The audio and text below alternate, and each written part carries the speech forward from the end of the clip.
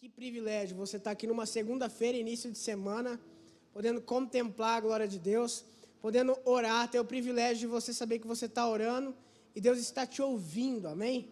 Isso é muito bom.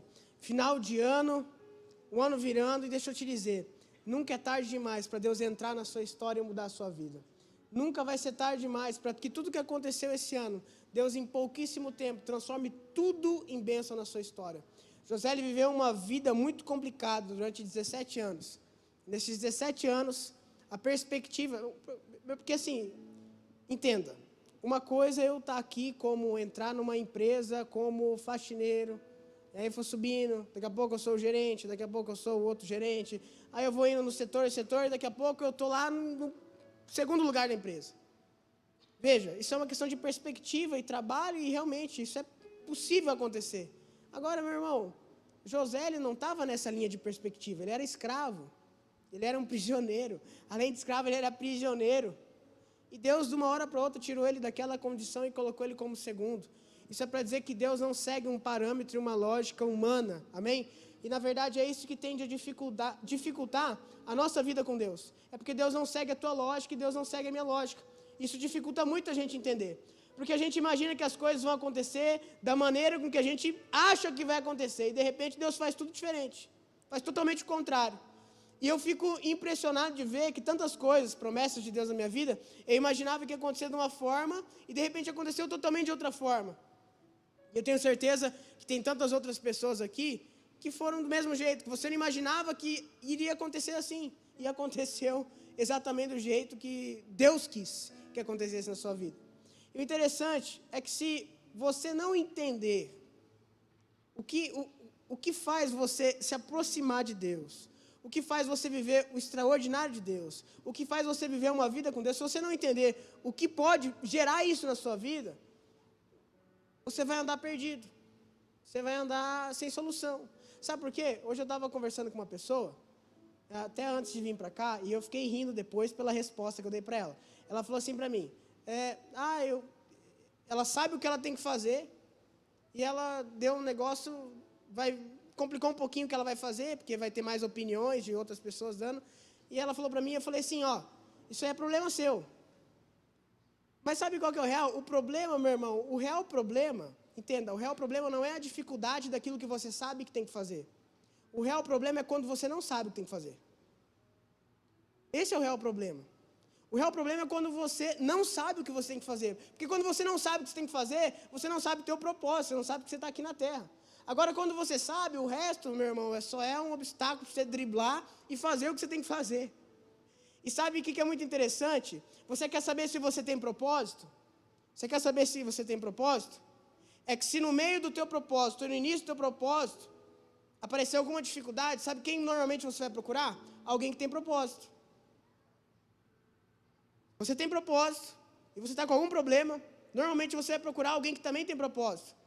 Deus falando comigo hoje à tarde, tinha uma mulher que estava grávida de um filho chamado João Batista, ia ser João Batista. Quando a Virgem Maria foi concebida pelo Espírito Santo, engravidou, sabe quem que ela foi procurar? No meio daquela calamidade social, ela foi procurar alguém que tinha propósito, ela foi procurar a mãe de João Batista, que é a Ana, né? Isabel, perfeito, o pessoal está ligado. Vou procurar Isabel. Sabe o que eu vejo, meu irmão? Que pessoas com propósito, quando tem algum problema no seu propósito, elas procuram pessoas com outro propósito. Por isso que a Bíblia diz que bem-aventurado aquele que não anda no conselho dos ímpios, mas busca em primeiro lugar a lei de Deus. Se você quer viver uma vida com propósito, meu irmão, você vai ter que andar com pessoas com propósito. Eu posso até dizer para você que existem vários caminhos que te levam ao sucesso, depende da ótica, né? Existe o falso sucesso e existe o verdadeiro sucesso. Assim como Jesus disse que ele é a videira verdadeira e existem videiras falsas. Existem de fato algumas videiras falsas que você pode se conectar a elas e desenvolver os seus frutos, mas os frutos que no final dos tempos, quando forem provados no fogo, eles vão perecer, eles vão queimar. Agora, a única coisa que vai permanecer até o fim é aquilo que você de fato deveria estar fazendo. Agora, sabe uma coisa que a gente normalmente não entende, a gente não vive tudo que tem que viver na vida porque a gente não entende isso. A gente não entende o principal, o que é fé. Lucas 18, Jesus ele falou assim, olha, eu vou embora, mas eu vou voltar. E Jesus, Engraçado que ele se intitulava como Filho do Homem. Ele chamava-se, tipo, bem louco, como se você tivesse um apelido e você falasse assim, ai, o Lu. É como se eu falasse de mim, como se eu tivesse um apelido chamado Lu e eu me chamasse de Lu quando eu estou falando com vocês. E ele, Jesus, estava assim, será que quando o Filho do Homem, eu, voltar à terra, será que eu vou achar fé na terra? Será que eu vou encontrar fé? E aí eu leio um texto revelado por Paulo, que Paulo fala assim, que na verdade, o justo viverá pela fé. Então, a maneira com que eu e você temos que viver, não é pela razão, não é pela lógica, não é pelo achismo, é pela fé. Eu e você vivemos pela fé. Amém? Isso você tem que entender. Agora, perceba o seguinte, o justo viverá pela fé. Quem é justo? Hein? Quem é justo? Nós, eu e você. Sabe por que nós somos justos, meu irmão? Não é porque a gente é perfeito, não. É porque Cristo Jesus nos tornou justos. A Bíblia diz que Cristo Jesus nos justificou, certo? A única pessoa que pode quebrar o poder do pecado na minha vida e na tua vida é Jesus. E é isso que o povo não conseguia conceber. Quando você coloca no telão João 8, 24, você vai ver algo que Jesus falou acerca do pecado. Ele vai falar algo acerca do pecado. Perceba João 8, 24, no telão. Olha só, Jesus falando, por isso eu vos disse que morrerei nos vossos pecados, porque se não credes que eu sou, morrerei nos vossos pecados. Para aí nesse texto. Então ele está falando assim, ó, eu estou falando para vocês que eu sou o Messias, eu sou o Cristo. E se vocês não crerem em mim, vocês vão morrer por causa do pecado de vocês. Agora, se vocês crerem em mim, vocês até pecam, meu irmão, mas o pecado de vocês está pago. A Bíblia diz que quando Jesus subiu, o Espírito Santo desceu, e o Espírito Santo tem 3 missões muito claras.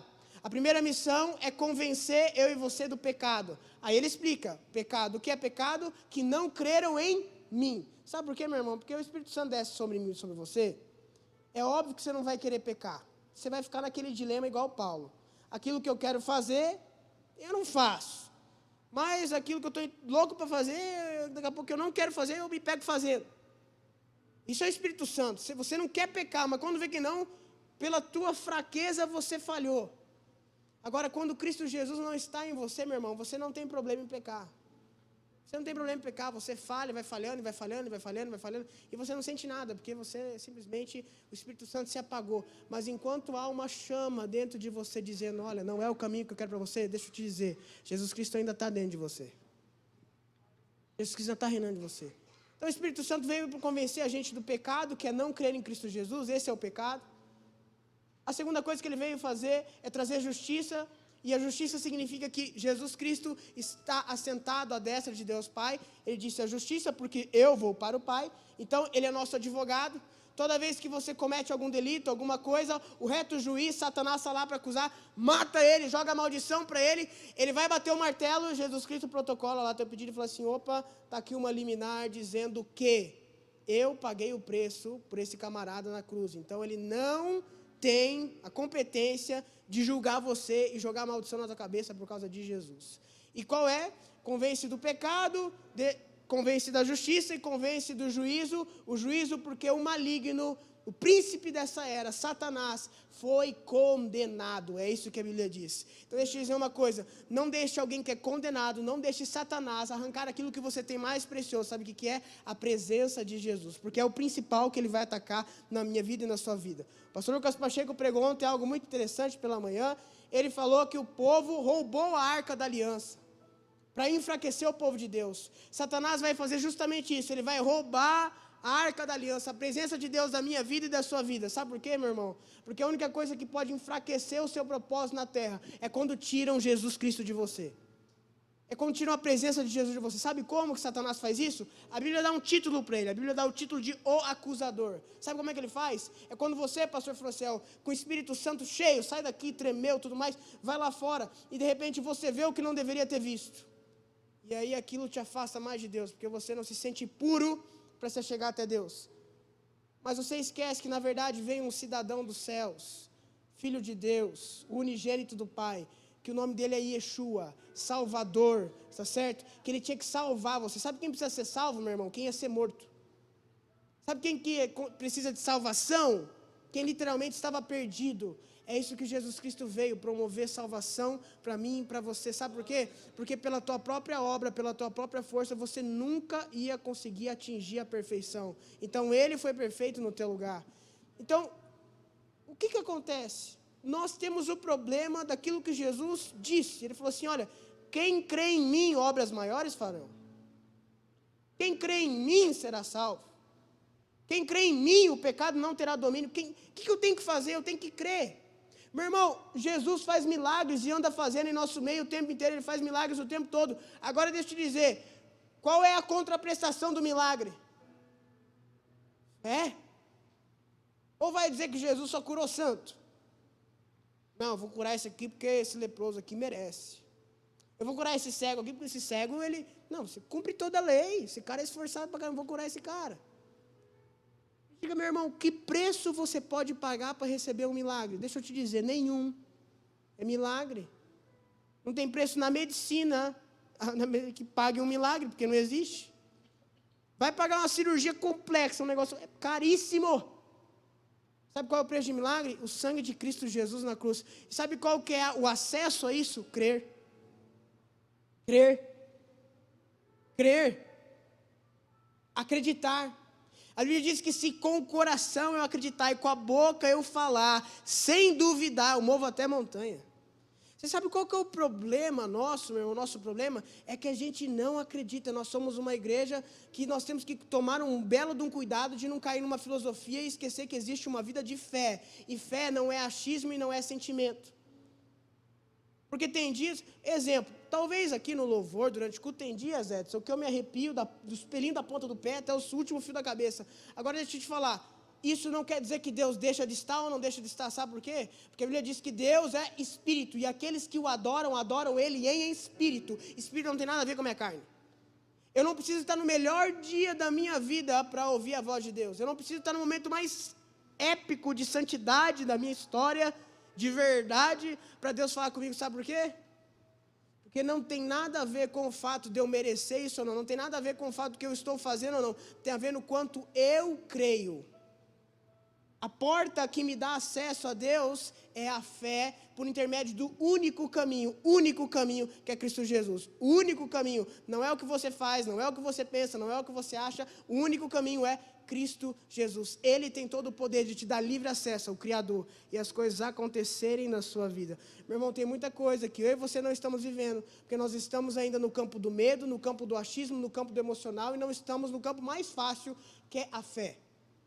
Meu irmão, o evangelho é uma coisa tão fácil que chega a ser absurdo. Ele é tão fácil que chega a ser absurdo. A Bíblia diz que o evangelho é as boas novas. Jesus mandou um monte de cara para pregar o evangelho, mandava essa galera, e de porta em porta, eles batiam de porta em porta, e eles declaravam shalom. De porta em porta eles falavam shalom. Shalom significa paz, prosperidade, amor, tudo. Essa é a paz de Deus. Ele disse, vocês vão pregar o evangelho, então batam nas portas e falem shalom. Meu irmão, quando o evangelho começa a entrar numa casa, produz tudo o que você precisa. Aí ele diz assim, olha, mas se eles não receberem vocês, tomem essa paz de volta e vá embora. Sabe qual que é o problema, meu e você? É a capacidade que nós temos de aceitar aquilo que Jesus tem para nós, mesmo se a gente ter feito nada e Ele batendo na nossa porta. Porque Jesus ainda continua sendo a mesma pessoa que está batendo na porta de corações de pessoas hoje aqui, e o seu coração às vezes está fechado para receber aquilo que é muito fácil. Que Ele diz que quando você abrir a porta, Ele vai entrar e vai cear com você. Vai fazer uma festa com você. Não importa se sua casa está avacalhada inteira, Ele faz questão de arrumar a mesa, lavar seus pés, e providenciar o pão e providenciar o vinho. Quando Abraão venceu uma guerra, ele encontrou alguém chamado Melquisedeque, rei de Salém, uma figura de Jesus Cristo. E quando eles encontraram, a Bíblia diz que Melquisedeque ofereceu para ele pão e vinho. Jesus Cristo bate na porta do seu coração para ter um tempo com você, mesmo sem você merecer. É Ele que está indo atrás de você. Você está aqui porque o Espírito Santo de Deus te atraiu. Sabe por que eu prego no Evangelho que Cristo Jesus quer você? Porque até o fato de você querer orar, adorar o Senhor, não vem de você mesmo. Não tem nada em você. Meu irmão, não há nada de bom em mim, em você. Jesus Cristo, quando ele era carne, ele falou assim, o povo falou assim, tu és bom? Ele falou, não, eu não sou bom não. Você acha que eu sou bom? Bom mesmo é o meu Pai que está no céu. O parâmetro de bondade para Deus não é igual ao nosso. Se Jesus Cristo disse que ele não era bom, que bom era Deus, imagine quão bom era o Senhor. Jesus Cristo que tinha misericórdia e compaixão de um monte de gente. Está na hora de eu e você usufruirmos desse relacionamento pessoal com Jesus, meu irmão, que vem com a porta do crer. Quando o homem estava com a sua filha morrendo, chegou o pessoal e falou assim, olha, nem adianta incomodar mais o mestre, porque a tua filha morreu. E aí foi lá, e Jesus olhou para ele e falou assim, meu querido, olha para mim, olha bem para mim. Ele olhou, fitou os olhos de Jesus, Jesus disse, crê somente, deixa eu te dizer, para receber o que Deus tem para a sua vida. Eu não estou falando nem para você não ter medo, estou falando que a única coisa que você tem que fazer é crer somente, é somente acreditar, é somente ter fé. E é o que normalmente eu e você deixamos de lado, é o que normalmente Cristo Jesus disse que se impressionaria quando ele voltasse, se ele encontrasse pessoas de fé na terra. E é isso que eu e você temos que ter. A Bíblia diz que sem fé é impossível agradar a Deus, mas aqueles que têm fé se aproximam de Deus e recebem recompensa de suas mãos. Recebe recompensa. Deixa eu te dizer, meu irmão, Deus não tem problema nenhum em abençoar você com o que você precisa, com o que você quer, com o que você sonha. Não tem problema nenhum. Nenhum problema com isso. A questão toda, sabe o que é? Aliás, Ele até quer. Ele até tem muito desejo em fazer isso. A grande questão é que a sua fé não está nele. Vou te provar que sua fé não está nele. Sabe por quê? Jesus ele conta uma parábola. Ele fala que um homem construiu a sua vida, a sua casa, em cima da areia. E veio as tempestades e arrebentou a casa. Mas um outro homem, construiu sua casa, um homem prudente, em cima da rocha, que é Cristo Jesus. Veio as tempestades da vida. E a casa prevaleceu. Sabe como é que você sabe aonde sua fé está firmada, meu irmão? É quando você percebe que às vezes a economia não deu certo, que às vezes as situações que você sonhou não saiu com a maneira como você esperou, as coisas não aconteceram, não estão acontecendo na rapidez que você imagina, mas você sabe, isso aí nada é importante, porque a minha fé está em Cristo Jesus, isso não me abala. Outra coisa, quer saber se sua fé está em Jesus? É quando você deixa de ficar perto dele ou de ir à igreja, porque você se sente impuro, sente que não merece. Deixa eu te dizer, a tua fé estava em você mesmo. A tua fé estava na própria capacidade que você tinha, quando na verdade tem que estar em Jesus. Sempre vai ter duas rochas para você se firmar. Aliás, duas estacas para você fazer. A na areia, que você pode fazer bem feitinho, e quem sabe até sobreviver. Ou você pode fazer na rocha, que é Cristo Jesus. Meu irmão, veja, você tem que estar totalmente linkado a Cristo Jesus o tempo inteiro, não pode abrir mão disso. Agora como? Convicção, não é achismo. Eu não preciso estar sentindo nada, eu acredito e acabou. Para mim, a verdade que Cristo Jesus morreu numa cruz, ela não muda, eu tenho a salvação, eu posso falhar ali, isso não me torna alguém menos. Eu posso chegar e às vezes ter uma discussão com a minha esposa, que às vezes acontece, né, amor, normal, e isso não me torna alguém, não torna muito menos a Gabriela, alguém que não é digno da presença de Deus. Minha casa não se torna indigna da glória de Deus, porque eu não me dei bem com a Gabriela em alguma coisa. Não, isso não acontece, sabe por quê? Porque a glória de Deus, ela só é bem-vinda e receptiva na minha casa por causa de Jesus, não tem nada a ver com o que eu faço. Agora, quando eu tiro a minha fé, a minha convicção dele e começo a colocar em mim, meu irmão, isso é um erro. Isso é um erro. Aí a minha fé é uma fé inconstante, não é inabalável. Ela está flutuando. Pedro, meu irmão, ele caminhou sobre as águas, enquanto ele olhava para Jesus, ele ficou em pé. Agora, quando ele começou a olhar para aquilo que era lógico, para a vontade que dá do momento, é você ver que você está ali e tal, e ver que você é o cara, e ele afundou. Foi. Agora eu preciso incentivar você hoje a não perder a oportunidade de depositar 100% a sua fé em Jesus, porque esse é o segredo, meu irmão, esse é o segredo para ter uma vida íntima com o Criador, para entrar no trono de Deus com ousadia, meu irmão. Deixa eu te dizer, você tem acesso ao Rei dos Reis, deixa eu falar para você, nada vai ser impossível. Se você se manter nessa convicção na rocha, pode vir o que for, você está lá firme. Meu irmão, não tem porquê você ter uma vida complicada, uma vida assim injuriosa, uma vida difícil.